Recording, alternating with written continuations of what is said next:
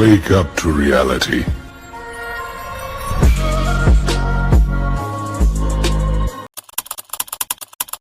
120 দিন পর পর লোহিত রক্তকণিকার জন্ম হয় নতুন করে।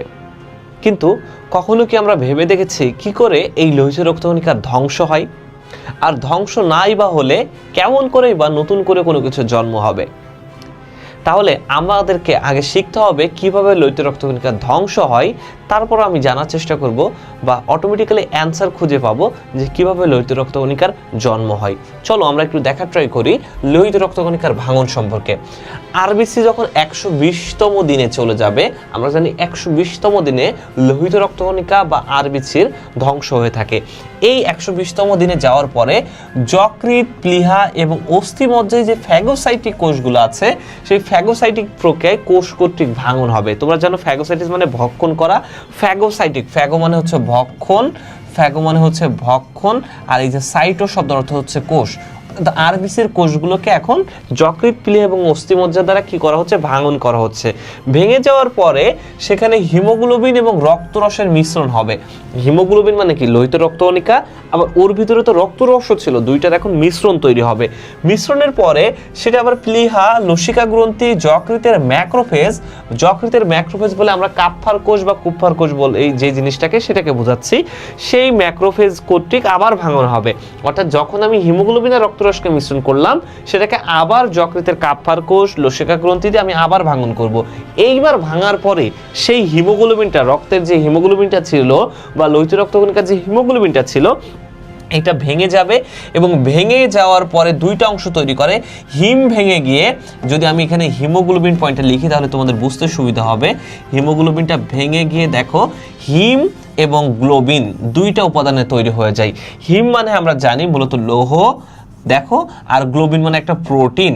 সো যেহেতু গ্লোবিন নিজে একটা প্রোটিন, সো নিজস্ব অ্যামাইনো অ্যাসিডে সে কি হবে? আলাদা হয়ে যাবে নিজস্ব অ্যামাইনো অ্যাসিড আকারে। আর যেটা হিম অংশ ছিল, হিম অংশে মূলত দুইটা অংশ থাকবে, একটা লৌহ অংশ তৈরি হবে আর একটা বিলিভার্ডিন এবং বিলিরুবিন আকারে তৈরি হবে। দেখো একটা বিলিভার্ডিন এবং একটা বিলিরুবিন। এই বিলিরুবিন হচ্ছে হলুদ রঙের জন্য দায়ী আর বিলিভার্ডিন হচ্ছে সবুজ রঙের জন্য দায়ী। কোনো কারণে যদি আমাদের বডিতে বিলিরুবিনের পরিমাণ প্রচণ্ড পরিমাণে বেড়ে যায়, তখন কিন্তু আমাদের জন্ডিস রোগটা তখন আমাদের বডিতে রোগ আকারে দেখা যায়। আর লৌহ অংশটা সাধারণত দেখো এটা আবার ট্রান্সফেরিন, আরবিসি তৈরিতে আবার অস্থিমজ্জার কোষে পুনর্ব্যবহৃত হবে এবং ফেরিটিন অংশটা যকৃতে জমা থাকবে। তাহলে লৌহ অংশ, হিমোগ্লোবিনের হিম অংশটা ভাঙার পরে যে লৌহ পাবো, সেই লৌহটা কিন্তু ফেরিটিন আকারে যকৃতে জমা থাকবে, আর যেটা আরবিসি তৈরিতে ট্রান্সফেরিন আকারে কিন্তু আবার একইভাবে আরবিসিতে ব্যবহৃত হবে।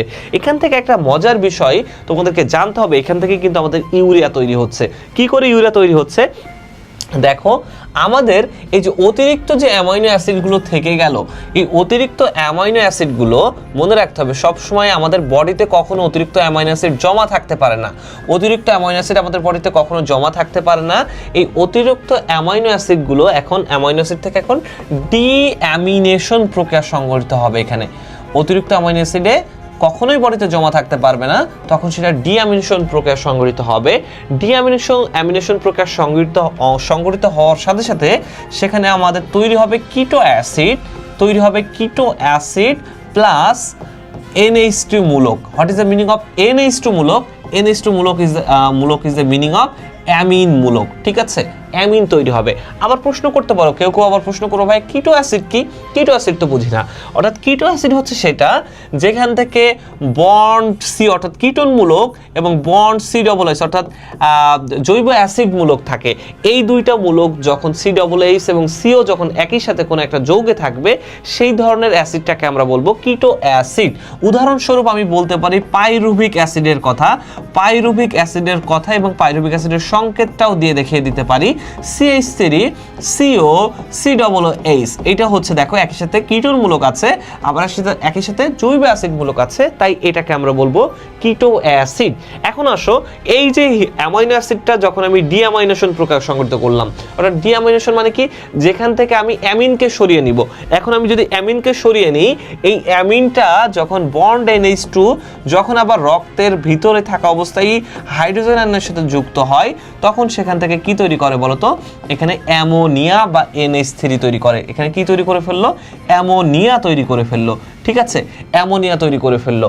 এখন এই অ্যামোনিয়াটা যখন আমাদের পরিপাকে, তোমরা জানো অ্যামোনিয়া তৈরি হওয়ার পরে পরিপাকে সবসময় জানো যে আমাদের কার্বন ডাইঅক্সাইড মূলক তৈরি হয়। প্রশ্ন করতে পারো পরিপাকে আবার কি করে কার্বন ডাইঅক্সাইড তৈরি হয়? তোমরা জানো পরিপাকের যে কোনো খাবারে, যদি তুমি লিপিড ধরো, প্রোটিন ধরো, কার্বোহাইড্রেট ধরো, যাই ধরো না কেন, প্রত্যেকটা খাবারের উপাদান কার্বন, হাইড্রোজেন, অক্সিজেন দিয়ে তৈরি হয়েছে। যেহেতু কার্বনের উপস্থিতি সেখানে বিদ্যমান, সো সেখানে কার্বনের সাথে সবসময় অক্সিজেনের বিক্রিয়া হতেই পারে, সো কার্বন ডাইঅক্সাইড তৈরি হইতে পারে। সেই পরিপাক থেকে বা পরিপাকৃত খাবারের উপজাত হিসেবে যে কার্বন ডাইঅক্সাইড তৈরি হইলো, সেই কার্বন ডাইঅক্সাইড যখন এই অ্যামোনিয়ার সাথে বিক্রিয়া হবে, তখনই কিন্তু এখান থেকে তৈরি করে ফেলবে NH4CNO, অর্থাৎ অ্যামোনিয়াম সায়ানেট বা ইউরিয়া তৈরি করে ফেলবে। একই সাথে তুমি শিখতে পারলে কিভাবে ইউরিয়া তৈরি হয়, আবার একই সাথে তুমি শিখে ফেলতে পারলে কিভাবে একটা লোহিত রক্তকণিকার ভাঙন হয় বা হিমোগ্লোবিনের ভাঙন হয়। খুব দারুণ এবং ইন্টারেস্টিং একটা পয়েন্ট ছিল। তুমি এখান থেকে অনেক কিছু শিখতে পেরেছো, এতটুকু আমি বিশ্বাস রাখি।